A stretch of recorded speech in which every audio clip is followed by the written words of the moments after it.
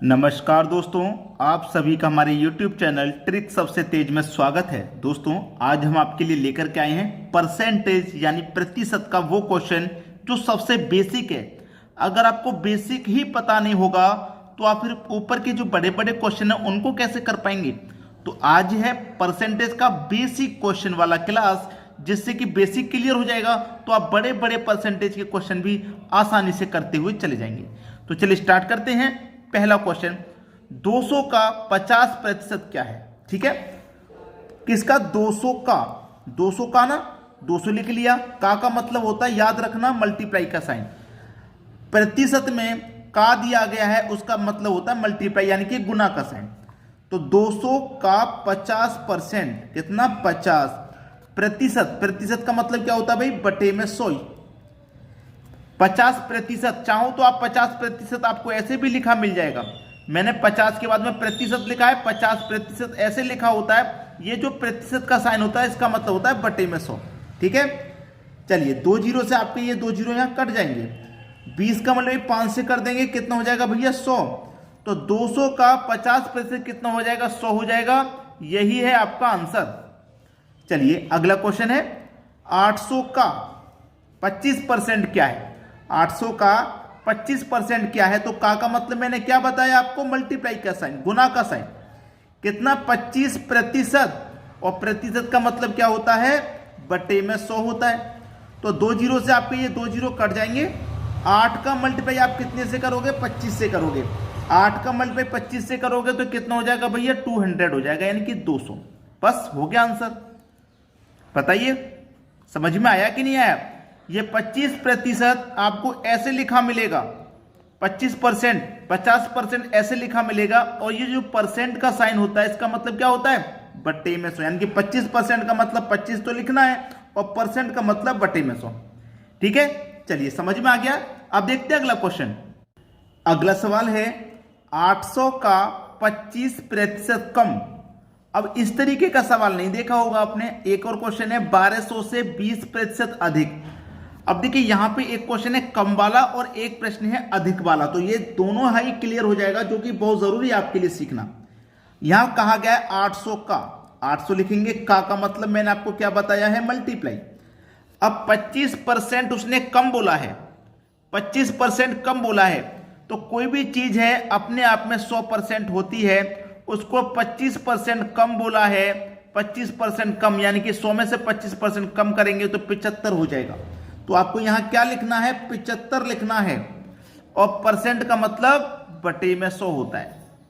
तो आपके यहां 2 जीरो से 2 जीरो ये कट जाएंगे, कट गए। अब 8 का मल्टीप्लाई कर दो भैया 75 से। 8 का मल्टीप्लाई 75 से करूंगा, 8 पंजे 40 का 0, कैरी का 4, 8 सत्ते 56, 56 में कैरी का 4 जोड़ दूंगा, 60 हो जाएगा, यानी कि 600। ये क्या हो गया, आपका आंसर हो गया। अगर वो कम की बात करें तो 100 में से कम करके जो बचेगा उसे लिखना है।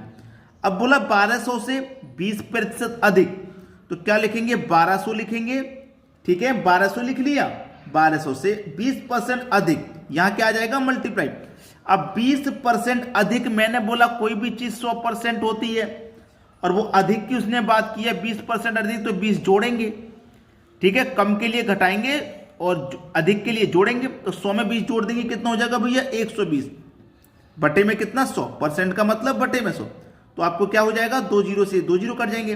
12 का मल्टीप्लाई 144, और एक ये जीरो आ जाएगा, यानी कि 1440 आपके प्रश्न का बिल्कुल सही जवाब हो जाएगा।